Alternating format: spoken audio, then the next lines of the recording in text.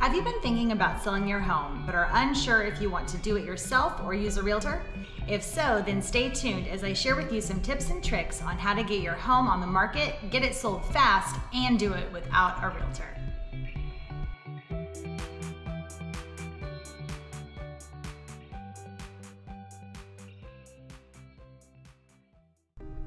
Welcome back. If you're new here, my name is Tiffany Garten, and I'm a licensed realtor here in the greater Daytona Beach area. I'm going to be talking with you today about how to get your home listed on the market, sell it fast, get the most money, and do it without a realtor. You may be wondering, why is she telling us how to sell a house without using her? And the answer to that is that I fully believe that no matter if you use a realtor or you decide to sell your house on your own, you really need to be informed about the full process of listing your home from start to finish. So that's my goal of today's video. Let's get started. The first thing that you're going to want to do before you get your home on the market is take some photos of your home. And when I say your home, I mean the interior as well as the exterior of your home. You know what they say, the eyes are the window to the soul, and these photos are going to be the window for other buyers to get a very good preview of your home. We all know that people love to look at photos of houses online, and that gives them a really great idea of whether or not they would like to come to see your house in person, or if they want to skip your house because they don't like what they see. Another thing that you should absolutely do before you place your home on the market is do a walkthrough video of your home. We all know that people love to look at videos online. Let's be honest, you're watching this video right now. So taking a video walkthrough of your property is really important. Some of these buyers that may be interested in your property could be from out of state, and they may not always be able to just jump on an airplane, fly down to Florida just to look at your property. So sometimes these buyers are using walkthrough videos kind of as their own private showing. So being able to have that video out there and available to the public is a really great way to get the most amount of people to view your home.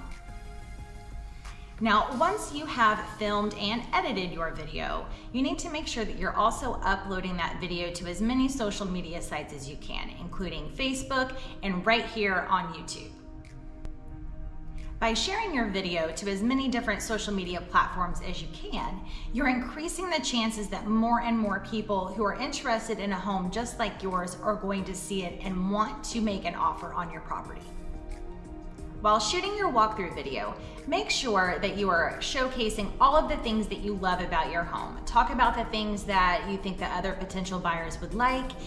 Talk about the amenities in your community, and then talk about things that your home is close to do, such as outdoors activities, fishing, etc. One of the biggest mistakes that sellers make when listing their home, and this is when you're using a realtor or when you're selling on your own, is pricing. You really need to have a firm grasp on what is going on in the market, not only in your specific neighborhood, but in your city and area as a whole. You need to know, is the market going up? Is it going down? Is it stagnant? Is it shifting towards a buyer's market? Is it still in a seller's market? All of these things are going to be really important when you're pricing your home.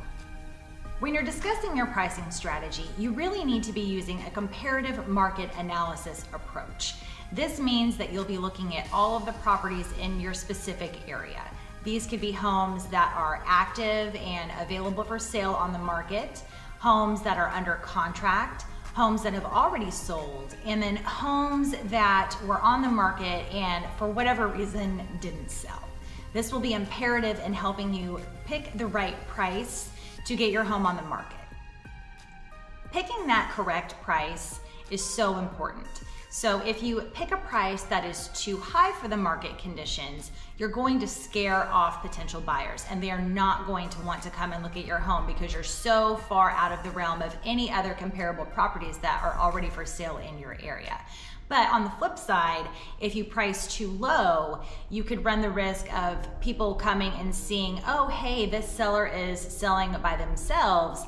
They may be getting some savings by not using a realtor to help them list that home. So maybe I can get some of those savings too. And they may ultimately offer you a much lower price, thinking that they will get some savings because you're also getting some savings by not using a realtor. I talked a little bit previously about placing that walkthrough video that you've done on social media sites, but I want to expand on that just a little bit further. Making sure that your home is visible online is crucial. Everyone looks at things online, everyone does it. So you need to make sure that you're not only placing your video online, that you're taking those photos of your home, but you're also getting your home listed on some of those third-party websites such as Zillow and realtor.com. By making sure that your home is in front of as many people as you can, you're going to up the chances of more potential buyers, which may give you a better shot at getting more money for your home. Now, before you place your home on any of these third-party websites, you're going to need to make sure that you have a really great description of your home. If your description is too short, buyers are going to think, why aren't they sharing any other information about their home? Is something wrong? But if your description is too long, buyers may lose interest and not want to read the whole thing. So you really need to find that happy medium when you're creating a description for your home that's captivating to the audience that you would like to reach. Once you get your property listed on those third-party websites, it is really important to be consistently checking those sites at a minimum of once a week. I would suggest doing it 2 or 3 times a week.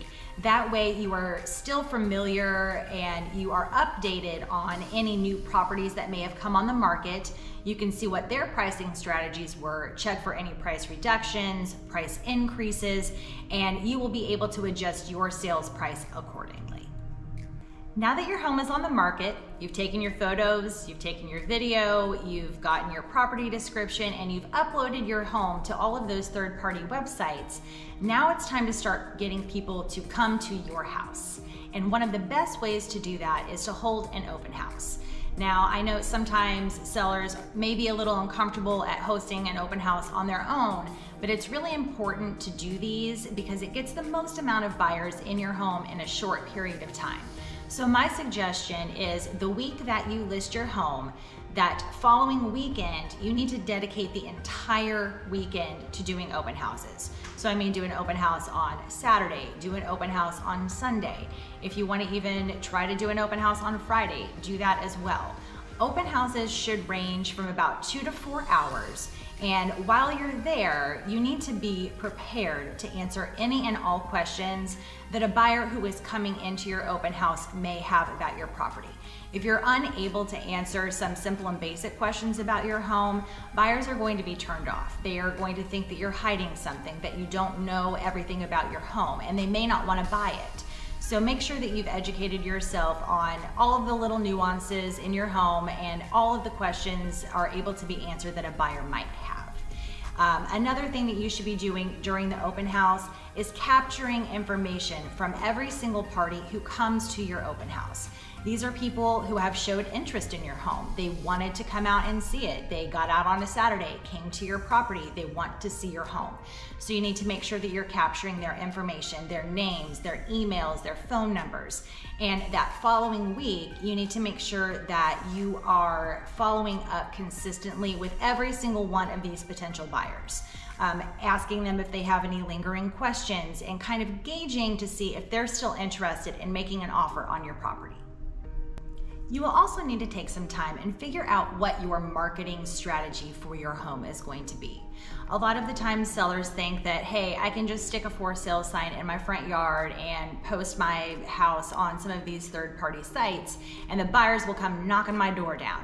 And while that may have been true previously, in this current market, it's not enough. You need to do more. So yes, put a sign in your yard. Yes, post your home on those third-party websites. But you also need to come up with an additional marketing plan to get your home out to the most potential buyers as you can. One thing I suggest is letting your entire neighborhood know that your home is now on the market. And however you choose to do that is up to you, but you would be really surprised to find out how many times a neighbor of yours may have a friend or family member who may be looking for a house in your specific neighborhood. And if they don't know that your home is on the market, they're not going to be able to let those people know that a home is available, and you're limiting your buyers. So make sure that you find a way to let your entire neighborhood know that your home is available and on the market. That's why I wanted to delve a little bit deeper into the whole YouTube thing. It's not as simple as record a video, edit it, and post it online. It really is its own animal. And if you're willing to take the time to learn how to properly shoot, edit, optimize, and do all of those back end things to make sure that your video is reaching the maximum amount of people, you're going to get a lot more activity on your property. But if you're thinking, hey, I don't really like technology, I don't want to learn this YouTube stuff, that is totally fine. You do not have to do that. But I do believe that you are losing out on some of those potential buyers that I talked about previously who may be from out of state and are looking for properties online and want to see them in person without having to hop on a plane and fly down to Florida to look at one property. Now that your home is listed on the market, you really need to be prepared. Once you put your home as active and for sale, it's going to be like pulling a pin on a grenade. You're going to be flooded with calls and texts from potential buyers who want to schedule a time to come and view your home. And as you know, the market right now is super crazy and there's not a ton of inventory. So anytime a new home becomes available on the market that is within buyers' price range, everyone wants to come and see it. So this may become overwhelming for a seller who is trying to field calls or texts or emails or however it is that you choose to receive requests for showings on your property throughout the day. You may get 5 calls a day, you may get 20 calls a day, but it's really important that no matter how busy you are, whether it be with work or just something going on with your family, you need to make yourself available to answer and respond to all of these inquiries and schedule as many showings as you possibly can, or else you're just limiting yourself on the buyers that come to look at your home. If a buyer cannot get a hold of a seller, they are going to become frustrated and think, I can't reach this person, I'm not going to come and look at their home because I can't reach them. So you may be missing out on potential buyers by not responding to all of the calls, texts, or emails that you get for showings. You also need to make sure that you're making your home accessible for showings for potential buyers who may want to come and see it. This may mean that you would have to leave work early throughout the day to come and accommodate showings for someone. And you may also be tempted to limit your showing times to just a couple of hours during the day or a few hours on the weekends.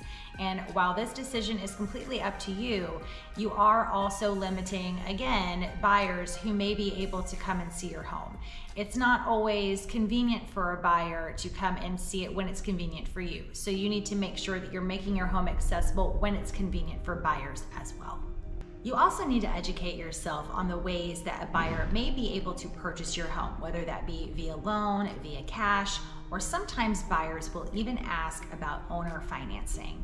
And this is particularly prevalent when a buyer sees a for sale by owner sign in someone's yard and they just automatically think for sale by owner, owner financing. So you need to understand what those different types of financing options are, how you're going to handle them when people are asking you questions about financing, and if you're going to or not allow a buyer to purchase your home with owner financing.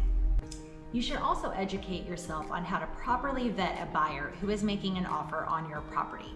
Like I said before, there are tons of different ways that a buyer could potentially buy your home, and if you're not properly vetting them to make sure that they do actually have the correct finances in order to purchase your home, you could be in for a world of hurt. You may get down to day 25 or day 30 of your transaction and find out that this person does not qualify for a loan, or they really don't have enough cash to pay for your property. So you've done some damage to yourself. You have lost time on the market. You have lost money out of pocket because you're continuing to pay your mortgage, your taxes, your insurance, your utilities, all this time while the home was off of the market and under contract with a buyer who actually could not purchase your home.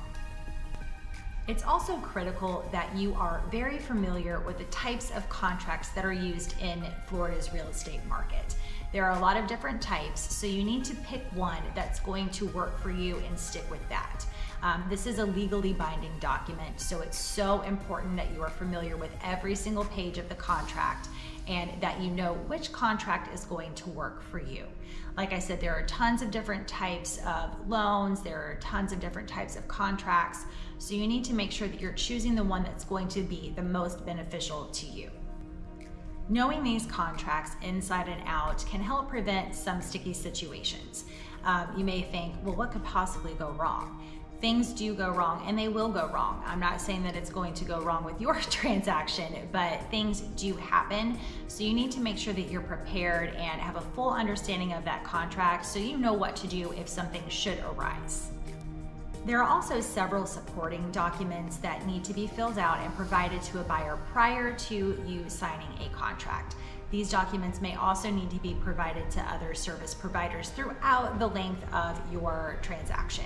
So you need to make sure that you know what these documents are, that they are filled out correctly, and that they are being dispersed and presented to the correct parties throughout your transaction. So now that your home is on the market, you are probably going to start receiving offers on your home. You could receive one offer, you could receive 5 offers. So it's time to put on your negotiating shoes and strap those puppies on tight because you may be in for a wild ride. You really need to sharpen and hone those negotiation skills because there are several different items on a contract that may need to be negotiated. And these things could include timelines for closing dates, for inspection periods, for loan approval. You may have to negotiate contingencies on your contract. And another thing that you're going to have to really be prepared on and have a plan is, are you going to make any repairs to your home?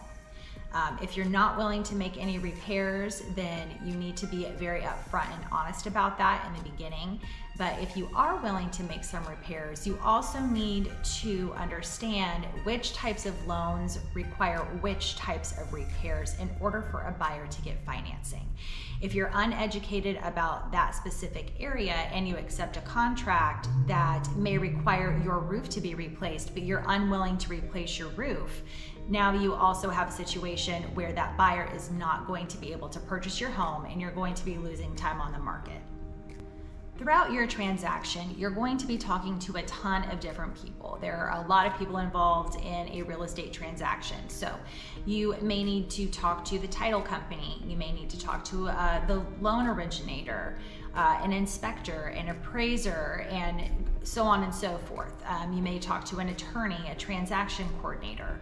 So you need to make sure that you're staying organized and that you have every single party's contact information available to you and that you're following up with these people on a very regular basis. This will just help to ensure that your transaction continues to run smoothly and that you're getting to that closing table in an appropriate amount of time. Something else that I would like to touch on is discrimination. Florida does have a lot of laws, rules, and regulations regarding fair housing for a seller when they are selling their home to a buyer. So it's really important that you're educating yourself on what those laws, rules, and regulations are. Otherwise, you may unintentionally be setting yourself up for some legal trouble down the line when you're selling your home to a potential buyer. So here we are, you've done it. You have a closing date and time scheduled, but hang on, you're not done yet. There are still a few more things that you need to do before you can get to that closing table and get your money. First, you'll need to make sure that you know who to call to ensure that the buyer has wired all of the appropriate funds to that title company. This is for a loan transaction as well as a cash transaction.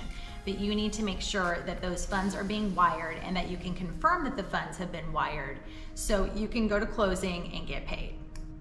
The buyer is also entitled to a final walkthrough of your property, and typically this happens the day of closing. So you need to make sure that your home is accessible to that buyer and that they are given ample amount of time to do their final walkthrough to make sure that everything is on the up and up.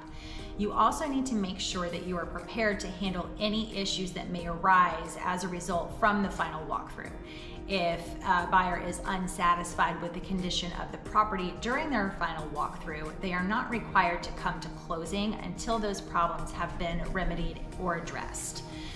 Some examples could be a pipe has burst and there's water on the floor, or the electricity accidentally got turned off. Things like this don't happen all the time, but you absolutely need to be prepared to handle any type of situation that might arise so that you can fix the problem at hand and get to closing. Thank you so much for watching. I hope that you have found this video informative, and I'd like to hear your thoughts as to what you think about selling your home on your own versus selling a home with a listing agent. If you would, just drop a comment below, and of course, if you have any follow-up questions, please feel free to reach me at 386-262-2011, or you can always reach me on the web at www.homesofdaytonabeach.com.